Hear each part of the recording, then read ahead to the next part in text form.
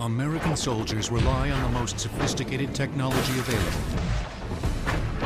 If you think this is the result of 21st century innovation, think again. Try the 19th century.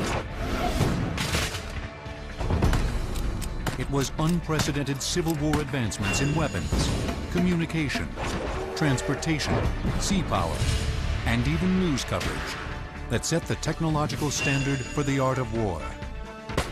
Now, Civil War tech on Modern Marvels.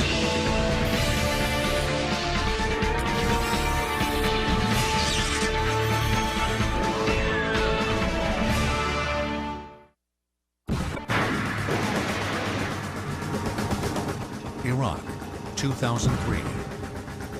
America invades with the most modern weapons and tactics ever conceived.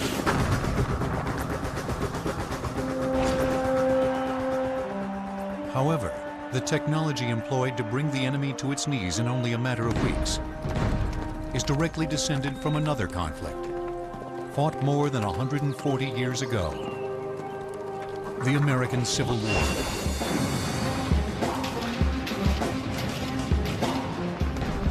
The Civil War was the first of the great modern wars.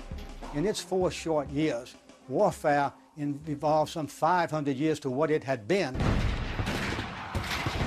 Beyond any shadow of a doubt, there's a very direct correlation between the technology used in the American Civil War and the technology being used in today's military.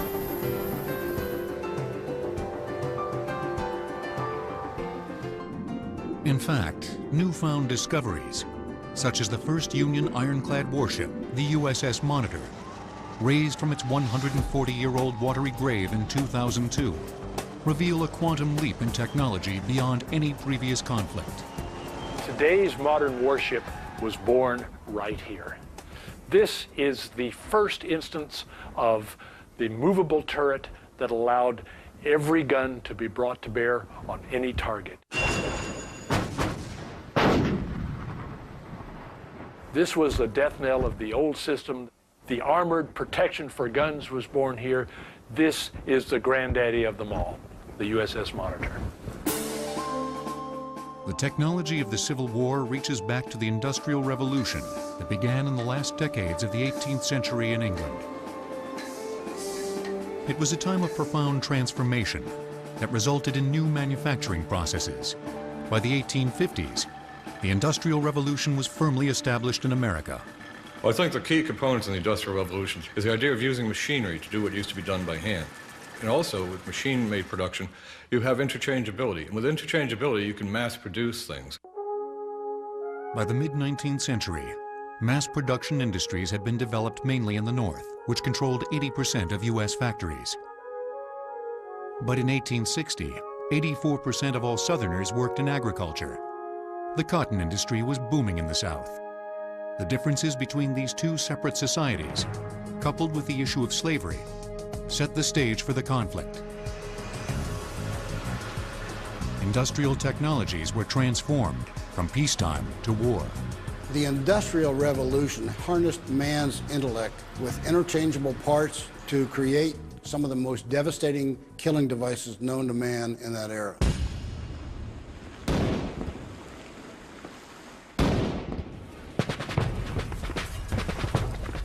At the beginning of the Civil War, infantry soldiers were armed with the smoothbore muzzle-loading musket, in use since the 1600s. The weapon was time-consuming to load, and its rate of fire was 3 rounds per minute, with an accurate range of under 100 yards. This is a smoothbore muzzle-loading musket. Paper cartridge containing the bullet and powder will be withdrawn from the cartridge box. The cartridge will then be formed with the teeth, the powder charge will be dumped down the barrel, and the ramrod will be withdrawn. You'd use the ramrod to ram the cartridge down the musket barrel. Then the musket could be cocked, take a priming cap, place it on the nipple, and the musket will be ready to fire. The American muzzleloader was grossly inaccurate because a ball did not fit tightly in the muzzle or the barrel of a gun. Once the gun was discharged, the ball literally did not cling to the barrel. It bounced around from left to right or up or down as it left the barrel.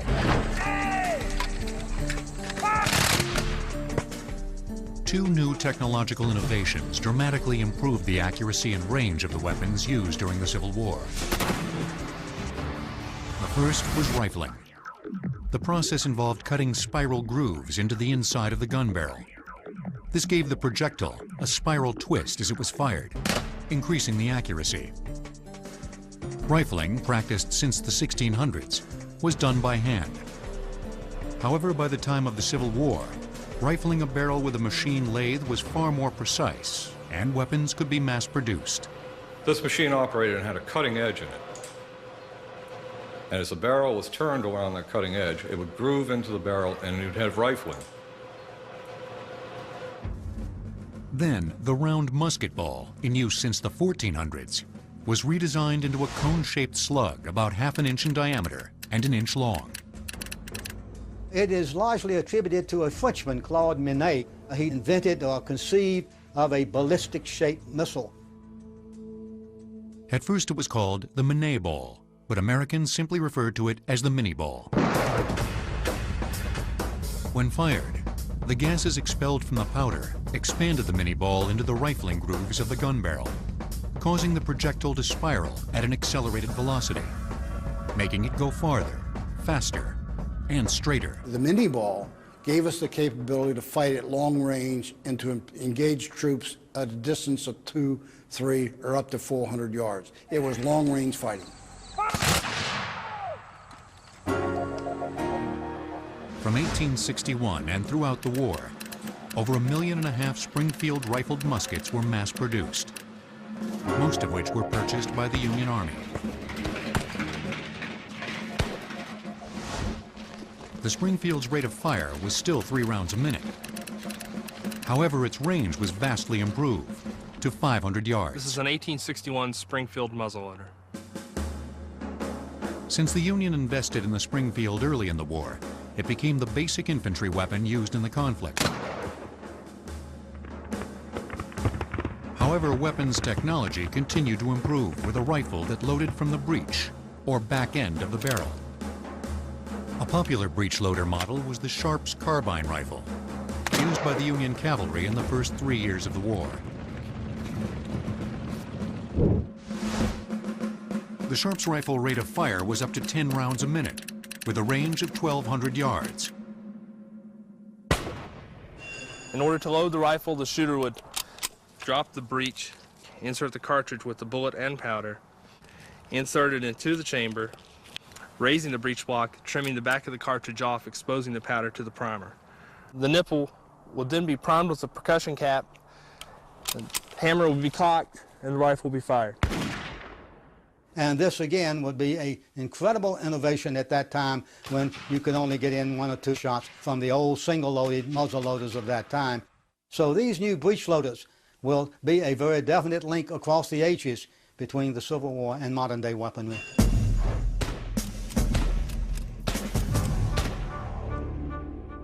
Firepower continued to improve when B. Tyler Henry invented a rapid-fire rifle.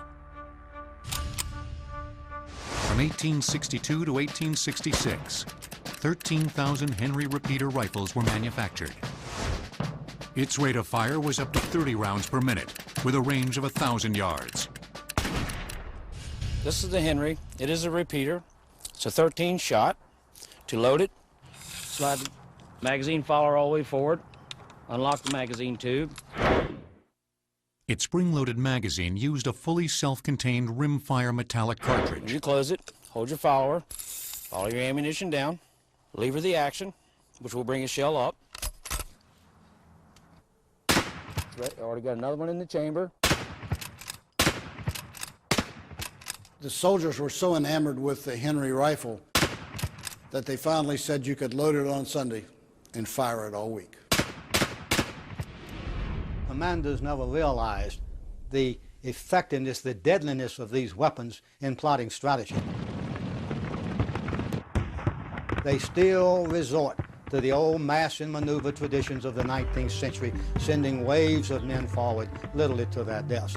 You see this no more tragically than in Pickett's charge at the Battle of Gettysburg, where 15,000 men started across that field. Half of them were killed before they got to the Union lines. Fire!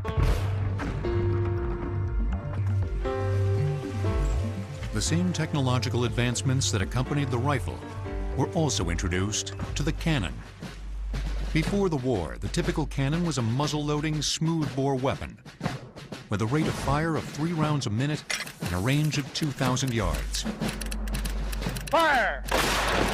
This cannon is a muzzle-loading cannon. It loads the ammunition down the barrel, and the men on the front of the gun do all the cleaning of the barrel, and they also do the loading of the new round. The men at the rear of the gun prime the piece and fire the piece. Fire! This cannon was very effective at close range, but had an effective range of only 1 mile. It could lob a shell up to 1.5 miles, but it could not place it on target properly.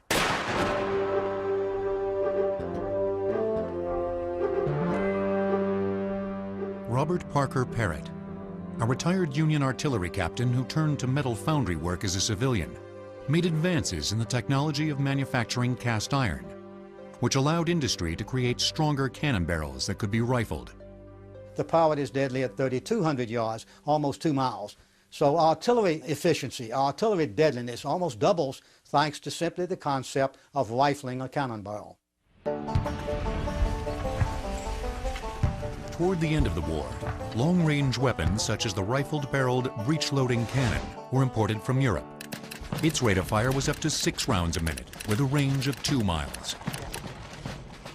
The breech loading system has a wedge in the back of the gun, which allows you to open it and expose the chamber. At that point, you place a projectile in and your charge bag. It's tamped home. You're allowed to slide the breech closed and lock the breech. And the piece is ready to fire. Fire! It is from the breech loading and the rifling of Civil War cannon that today's modern artillery come. The connection is direct and unbroken.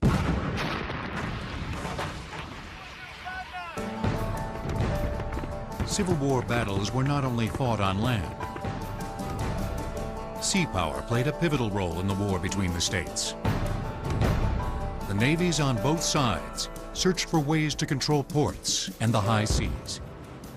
The tactical solution would come from shipbuilding technology that would change the course of maritime history. During the Civil War, the price of a Springfield rifle was $15 to $20, which was about a month's pay for a Union private. Civil War Tech will return on Modern Marvels.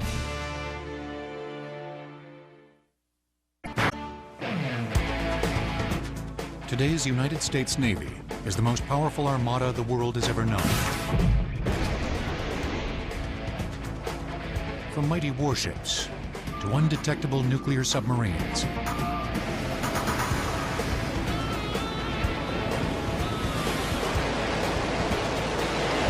It has an uncompromised global reach.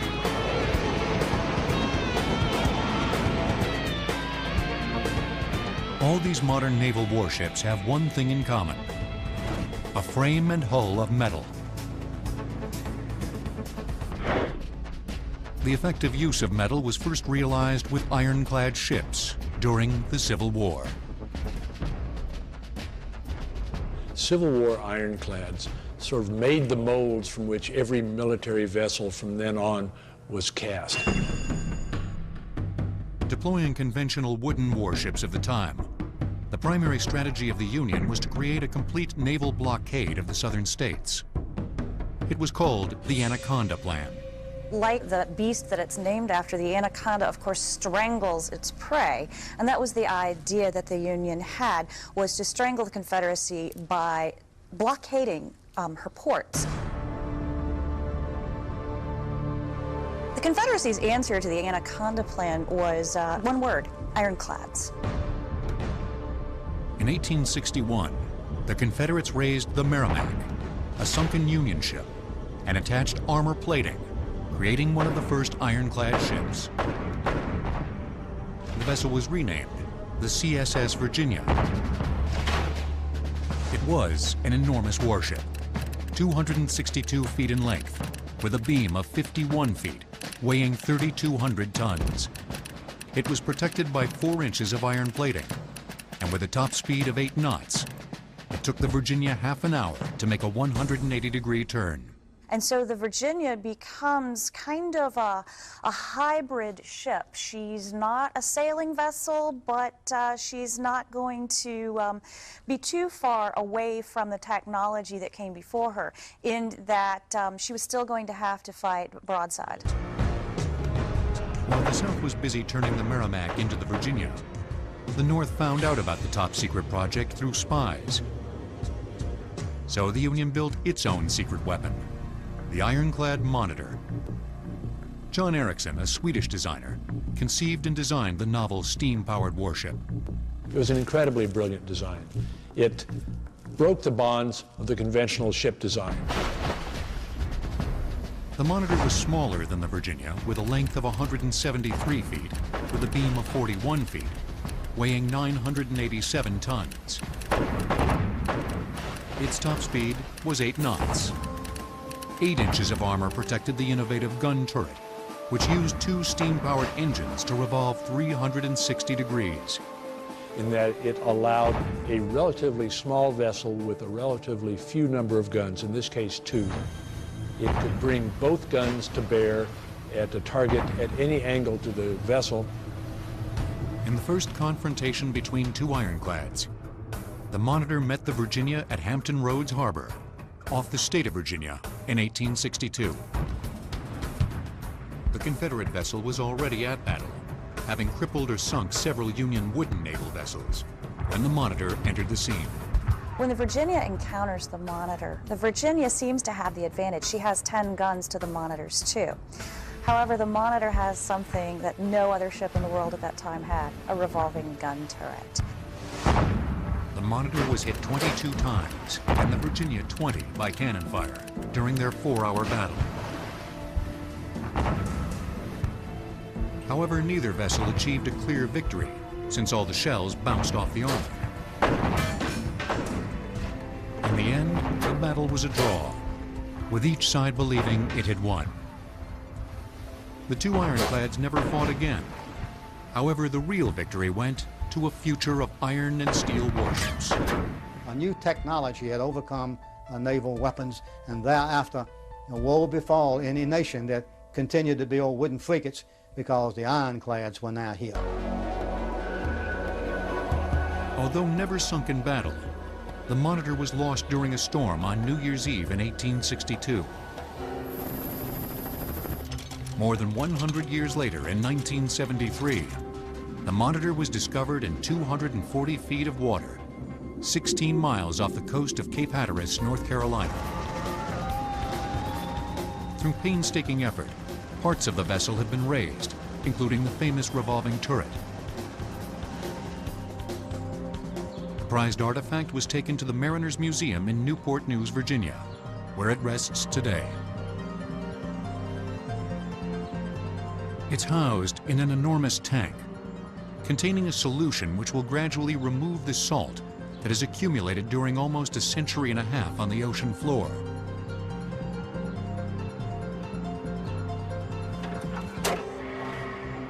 However, on this rare occasion, the Mariners Museum has agreed to empty the tank for modern marvels, so that we may take our cameras inside this revolutionary historic monument. The process takes hours, but eventually we set eyes on a true technological wonder. When the Monitor sank, it turned and rested on the bottom upside down. So to preserve its fragile state, the turret remains inverted in the tank. Monitor's turret is a truly unique place. We are one of the few people to be inside of it since it sank in 1862. This is the device, if you would, that revolutionized naval warfare. During the course of the battle with the CSS Virginia, the Monitor's turret was hit many times by her artillery, including this potentially devastating hit, which distorted all 8 layers of the armor and did not break through. Here are the Monitor's 2 gun ports. These were the openings in the turret for the guns to fire out of. And when the guns weren't firing out of them, they became weak spots in the turret's armor. So to make up for that, they had these large port stoppers. As each of the Monitor's cannons fired, it recoiled backwards and was loaded from the muzzle. This left an open port. To protect the crew from enemy fire, a 1,200-pound wrought iron block was moved into place by a system of pulleys. Each time a gun fired, the port stoppers swung into place to cover the open hole. During the battle, there were 21 men inside here, plus the 2 guns. It was dark, it was smoky, it must have been hellishly loud. The enemy fire clanging off the outside of the turret. The guns themselves roaring and leaping. They were stretching the technology of the time to build this, and it proved to be quite successful. The modern warship was born in the turret of the USS Monitor in the year 1862.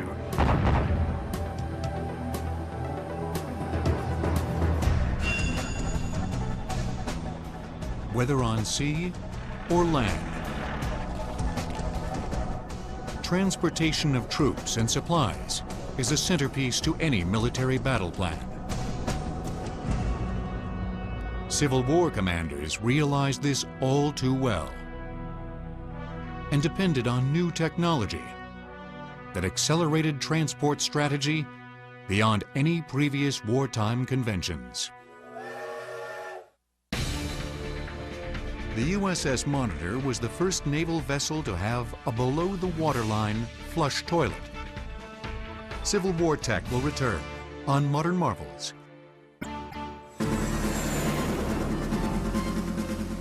The modern military depends on a sophisticated transportation network to move troops and materiel to combat zones anywhere in the world.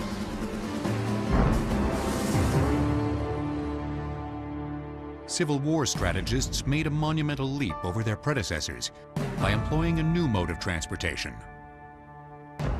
the Iron Horse. The railroads were relatively new innovation in American transportation, and the military grabbed a hold of this technology to begin to utilize it both strategically and to move both people, goods, munitions, very much like the modern military today. In 1860, a locomotive engine could travel at speeds of up to 35 miles per hour. A horse and wagon fully loaded could at best do 12 to 15 miles per hour. Those generals who kept railroads in mind generally succeeded. Any general who ignored a railroad would generally lose. In the autumn of 1863, an entire Union Corps, something like 20,000 plus men, were transported by train from Virginia to Tennessee. That would have been out of the question in earlier times. The workhorse for the military on both sides was the American Type 440 engine.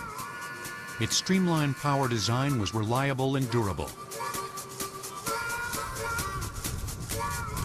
The fuel source was wood or coal burned in the engine's firebox. The heat changed the water in the boiler to steam, which was driven through pipes to the pistons. The pistons generating a back and forth motion were connected to the main rod. This rod was attached to the wheels, creating a rotation, propelling the engine.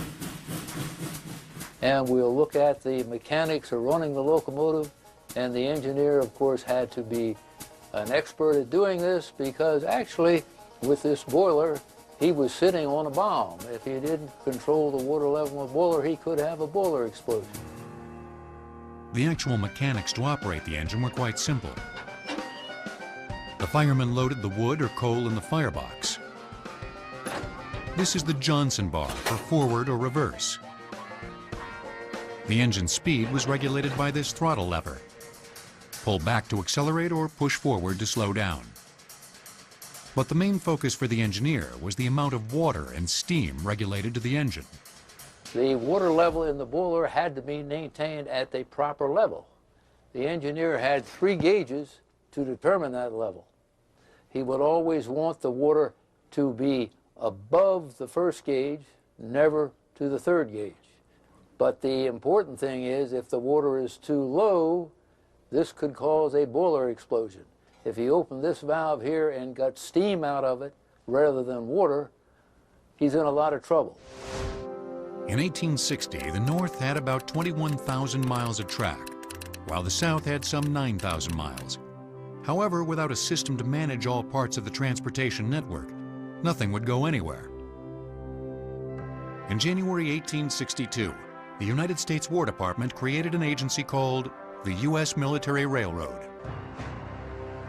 Since at the time, the military had no experience in modern transportation, the Union employed civilian experts. Herman Haupt, a civil engineer who had constructed private railroads, was drafted to make the trains run on time. This is actually the first time in American history where the federal government took over and formed its own private corporation to run a transportation system. Herman Haupt actually did this by purchasing locomotives, funding them, and creating his own railroad inside the federal government.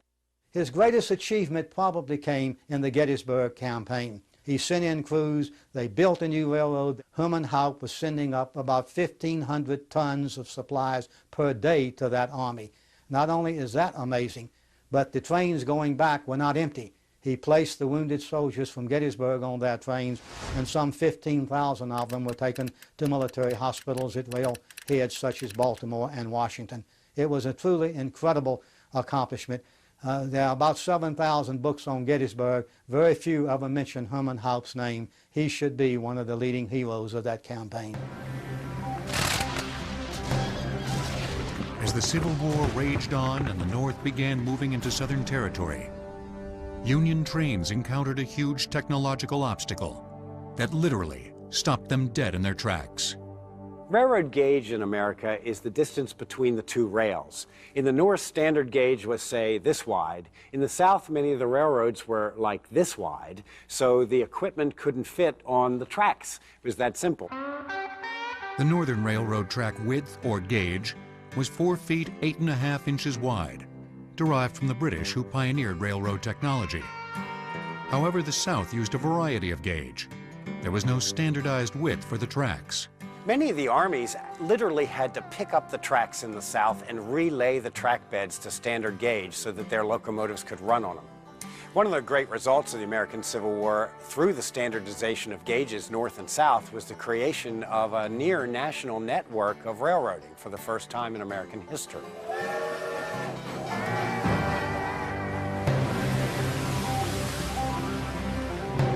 Once an army has been transported to the battlefield, communication and coordination are essential for every military operation.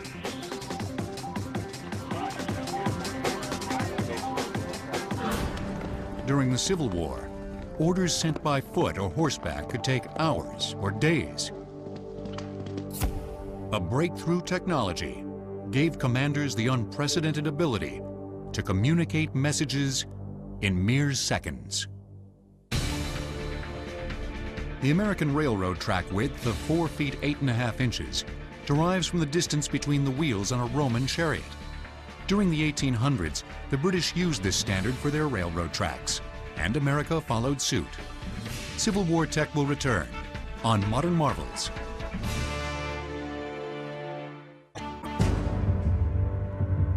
In Iraq, today's military relies on an enormous telecommunication network to keep command and control in constant contact with troops at the front.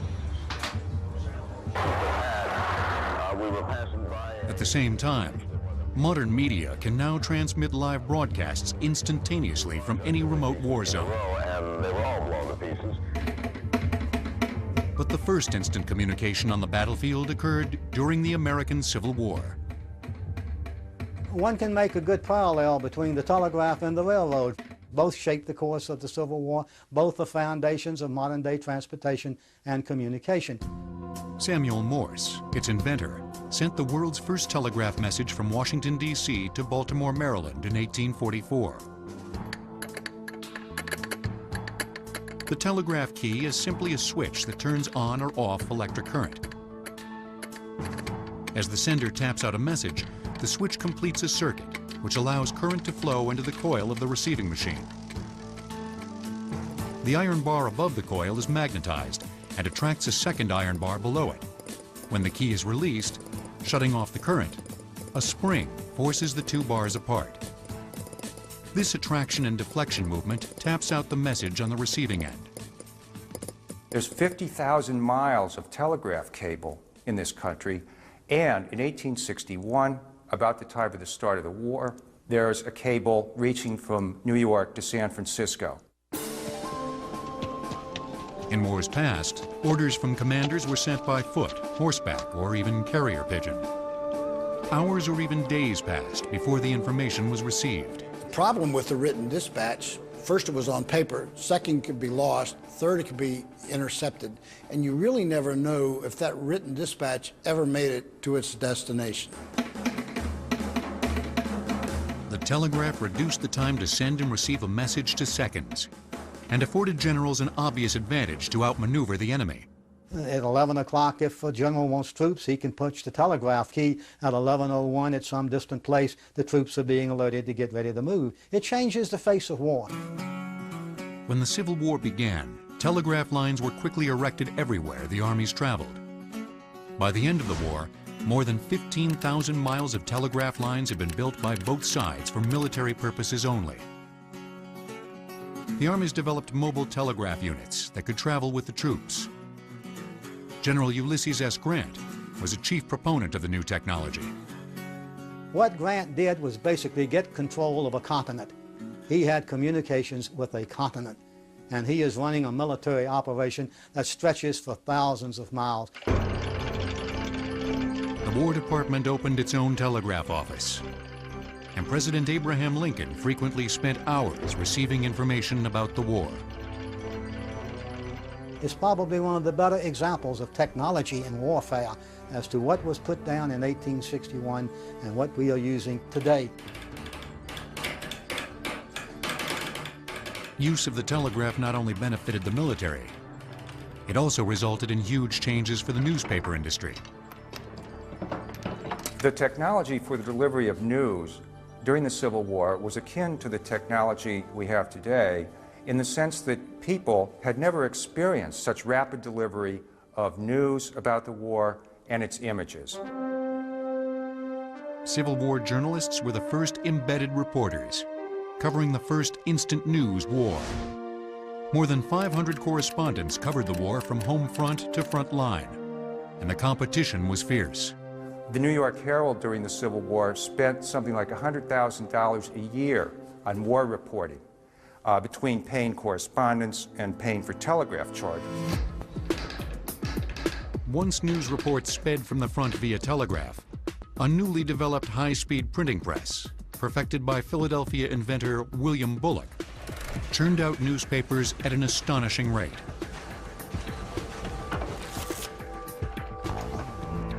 Prior to Bullock's press, only 1,500 news copies an hour could be printed by a hand press. Bullock's patented steam-powered press, which could produce about 10,000 pages an hour, and operated by feeding off a continuous roll of newsprint rather than requiring individual sheets of newsprint being fed into the press, and had the advantage over the older presses of printing both sides of the newspaper at once. The telegraph and high-speed presses signaled a giant leap forward for mass media. For the first time, it was possible to read what happened on a distant battlefield just days after it occurred. Crowds would wait outside the big dailies in New York, waiting for the news. The newspapers got used to publishing extra editions. It was also during the Civil War that both the glory and the horror of war were first captured on camera. Matthew Brady and his associates recorded the images of war and brought them to the American public.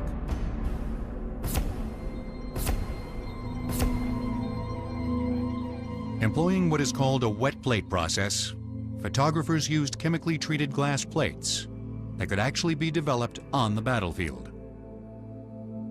This technological marvel captured realistic images showing the devastation of our soldiers, the agony on their faces, and the absolute horrors of war firsthand in studio fashion.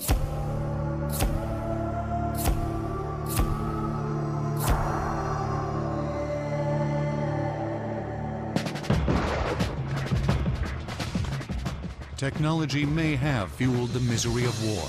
However, innovations in battlefield medicine and field rations would make a soldier's life somewhat more bearable. In 1867, William Bullock, inventor of the high-speed steam Bullock printing press, met an untimely death when he became entrapped in the gears of his invention. Civil War Tech will return on Modern Marvels.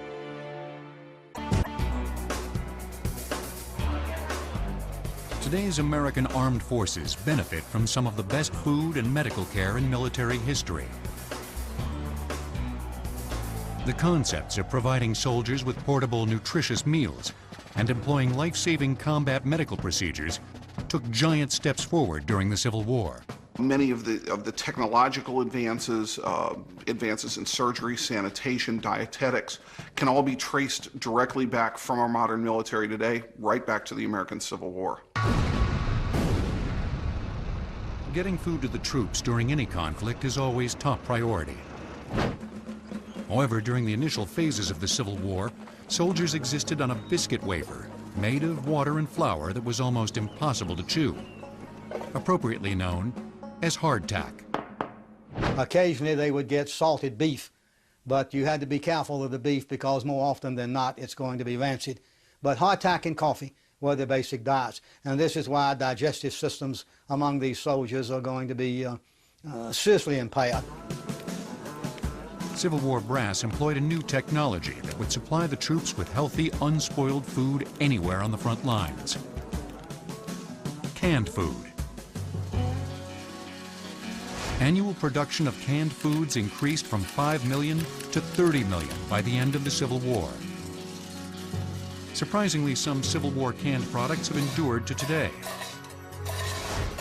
such as Underwood deviled ham, Lee & Perrins Worcestershire sauce, Borden's condensed milk, and Van Camp's pork and beans. The canning process dates back to 1795 in France, when Emperor Napoleon Bonaparte was concerned about keeping his armies fed. Nicolas Appert conceived the idea of preserving food in bottles like wine. He realized if food is sufficiently heated and sealed in an airtight container, it won't spoil. By the 1800s, bottles were replaced by tin cans. And in 1858, food cans became mass-produced when a Baltimore oyster canner dramatically sped up the cooking process. Isaac Solomon discovered that by adding salt to water, it increased the boiling point of water, and therefore they could cook the food more quickly. The process of combining salt with water requires more heat to bring water to a boil. Since the water temperature is hotter, the food inside the cans cooks faster, reducing the preparation time from 5 or 6 hours to 30 minutes. They increased from 2,000 cans a day to 20,000 cans a day, therefore increasing the process and making the food safer for shipment in the cans across the country. The Union Army took advantage of this canning technology immediately. Soon, fruits, vegetables, and meats found their way to the camps in cans. The rations the men are using today go right straight back to the innovation of canned goods in the 1860s. With better prepared and preserved rations, troops certainly ate healthier. However, life on the front line was still a deadly business. During the Civil War, an estimated 250,000 soldiers died on the battlefield. At the start of the war, fallen men were cared for by a woefully underqualified, understaffed, and undersupplied medical corps. In many circumstances, a wounded soldier would languish on the battlefield for days before being retrieved. The military hierarchy, the top brass, if you will, was still very much of the feeling that the medicine should wait until the battle is over. Dr. Jonathan Letterman, medical director of the Union Army, was considered the father of battlefield medicine. Letterman developed a rescue system for evacuating the wounded and established ambulances operated by dedicated military personnel assigned to each regiment. A wounded soldier could now be taken off the battlefield and admitted into a field hospital within hours. This is a typical ambulance wagon, outfitted with water cask and empty stretchers used to evacuate wounded soldiers from the battlefield carnage. Typically, these wounded were stacked laterally left and right, too high, as they were evacuated from the battlefield to the rearward hospitals. Anesthesia, such as chloroform, was introduced in the 1840s, but had its first widespread use during the war. For more efficient delivery, new devices were developed for its use. This is called the Chisholm inhaler. It was developed by the Confederacy. By having a small sponge inside, we are able to concentrate 100% of the ether or chloroform into the patient. A few drops were to be put on the screen. It would then be inserted into the nose of the patient, and a very small quantity of chloroform or ether could then render the patient unconscious. Civil War surgeons not only saved lives on the battlefield, but with new technology, they were the first to attempt cosmetic and reconstructive surgery after a patient recovered. Men who had very traumatic wounds, especially to the face, that affected their appearance, could actually find relief from a surgeon who could reconstruct that part of the face that was very badly damaged. We have one excellent example of a soldier. The wound included parts of his nose, his cheekbone, and his upper lip, very badly damaged. The cosmetic surgery closed the hole in the wound, but of course left severe scarring. A prosthetic device was then developed, a nose piece to cover the nose, a large mustache to cover the missing part of the upper lip, was hung on a pair of glasses. The glasses could be placed on, the nose then would be in the correct place, and he could lead a very normal life, appearing to be very normal to anyone who saw him on the street. Amputation was a common surgical technique performed on patients with severe wounds. However, new prosthetics came of age during the Civil War that gave patients maximum mobility after surgery. We have a leg here, just a peg leg like you would expect to see on a pirate, very heavy, made of heavy leather, wood, and metal, not very functional, not very good looking, and not very comfortable for the wearer. On the other hand, we have a very technologically advanced arm from 1863. It has vent holes to allow for free air circulation. We have an articulated elbow for natural movement. We have an opposable thumb on a natural hand. That thumb can actually allow the wearer to grasp. And over the whole arm, we have a paint color that is going to more closely approximate human skin color. This is the technological beginnings of modern prosthesis. It started a trend of fit and function that today is seen in the modern sea leg. The sea leg is the most modern leg used by the United States military.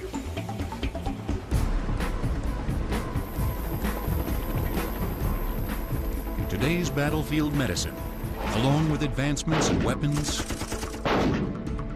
warships, transportation, and communication, can all trace their technological origins back to the war that altered the course of American history.